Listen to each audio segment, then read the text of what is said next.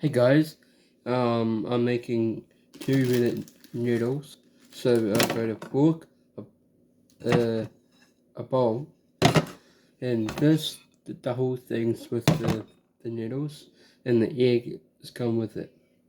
So I'm doing that today, and I'll show you how I cook it. Okay, and see you guys, and I'll see you right now in the other side. So I'll be right back. So got the noodles. Use the knife.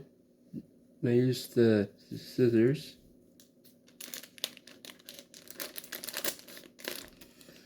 Got that. Open that up.